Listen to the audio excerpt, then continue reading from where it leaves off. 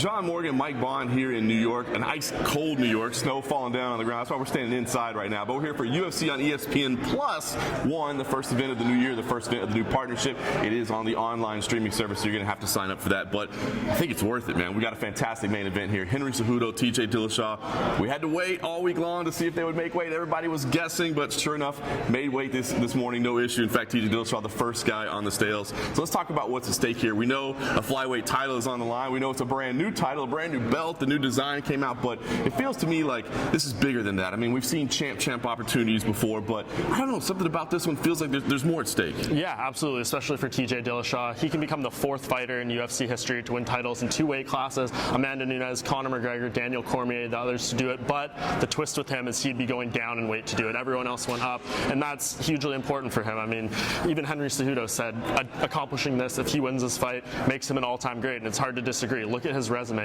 If not for those 2 very close losses to Rafael Assunção, Dominic Cruz, TJ Dillashaw would be on a 15-fight winning streak in the UFC right now.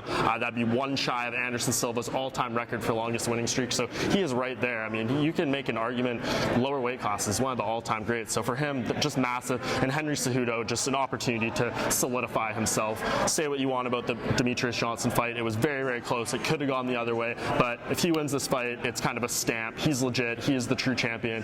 He can walk around with that belt in one hand, that new belt in the other hand, and then the Olympic title, Olympic medal around his neck. So, yeah, that's big crazy stuff. Personal glory for both guys, and like you said, some kind of the greatest of all time talk. And on top of that, maybe even the future of the flyweight division is at stake as well. I don't know. Dana White wouldn't quite elaborate on that. Here's all he would give us. Let's make a deal. I beat this man Saturday night, the flyweight division stays. We'll see what happens on Saturday.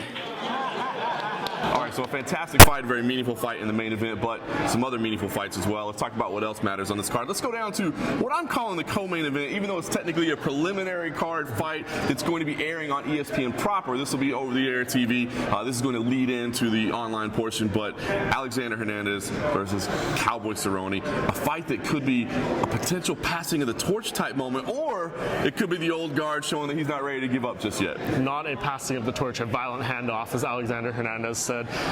Man, he's been great this week. He was the star of that press conference. I think it raised his profile the most out of anyone. People giving their opinions, is his trash talk corny? Is it authentic? To me, it came off as authentic.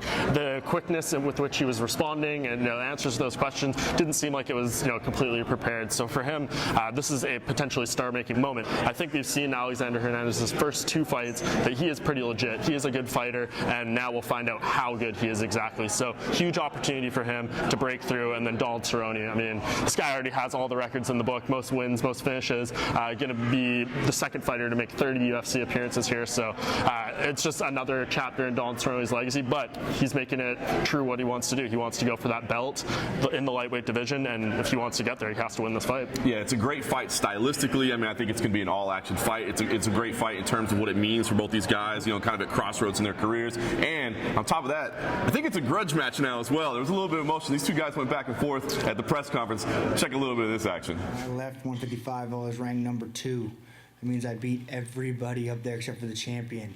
So for me to come back and for him to say he's going to steamroll me, he says I'm a stepping stone, I'm a motherfucking boulder in your way. I fought the who's who. You are a jester in the way. You're an active participant. You're concerned with entertaining people. I'm on the road to the throne. I'm concerned with kingship. And Saturday, you're a jester. when I finish you, I will. You don't belong across from me as much as you found belong across from you. You're a stepping stone. All right, so that should be a fantastic fight, no question about it. As we said, meaningful fight there in the co-main event. The actual co-main event, if we're going to break it down that way, is Greg Hardy making his UFC debut. And of course, a lot of discussion around him, rightfully so. The guy's got a checkered history, domestic violence accusations, and people are saying, hey, does he deserve this platform? Does he deserve this stage? He's been addressing the media. He's been talking to everybody that's willing and asking and answering the questions head on. Give me an idea what you're looking at in this fight, and are you okay with Greg Hardy being here? It's such a hard question to answer because I think we need to stop saying who deserves this, that, and the other thing in MMA. It doesn't mean anything. We've seen many examples of guys who don't deserve anything, title shots, just so many things. It's just like deserve kind of goes out the window. But to put him on this stage, I think maybe was not the right move, especially with all the Rachel Ostovich narrative and everything. Like it's just they're putting on 42 cards this year. Like you could have picked any other one and you wouldn't have run into this issue. I understand why why they're doing it. I just think it's an easily avoidable conflict that they put on themselves that wasn't necessary. But say what you will about Greg Hardy, he's handled this week very well. And I will say I think people are starting to turn on him a little bit. I've seen the comments. I've seen people's responses to your interview. You did a great one. He did a nice one with ESPN. He's done some other hits there. Who knows what's going to happen? If he can go in there and perform well against Alan Crowder, which he should, no offense to Alan Crowder or anything, but if he stands with Greg Hardy for very long, I think it's going to be a very, very bad night for him. Yeah, I got to agree with you. I mean, you touched on Rachel Ostovich there. Of course, she went through a domestic violence situation, so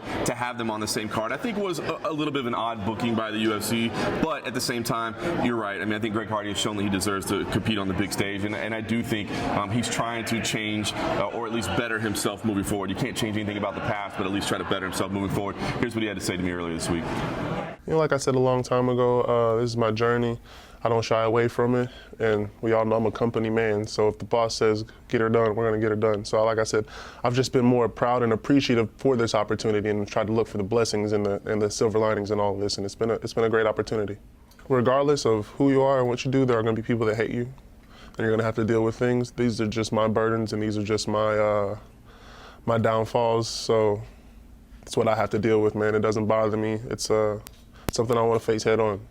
So we've talked about the big fights. You know, we barely even touched on Rachel Ostovich meeting Paige Van Zandt. You know, that's a big fight as well. I think people are excited for that one. But let's talk about some of the prospects to watch. I mean, you got a guy like Corey Sandhagen who is impressed early in his UFC career. He's not fighting John Lineker, which kind of sucked there. That would have been a great fight. Yeah. But I think he's somebody to watch. And I'm also looking at guys like Jeff Neal, Alonzo Minifield, two guys that are both fighting out of Fortis MMA. Of course, I'm a Texas boy, so I gotta lean towards those Dallas guys. But two guys that you know look like they're the real deal. Are there any kind of under the radar type names, prospects that you're keeping an eye on? I mean, I don't want to call him under the radar because he's 5-0 in the UFC, but Gregor Gillespie is a guy that we need to pay more attention to straight up. I mean, he's a very interesting character. At Media Day, he said before everyone tried to talk to him, do not ask me any questions about my opponent because I do not know a thing about Yancy Medeiros. I don't know his style. I don't know anything. So just don't even bother asking me about it, which is a very interesting mentality to have. So yeah, he's an outstanding wrestler. He's dealt with everyone pretty good so far. And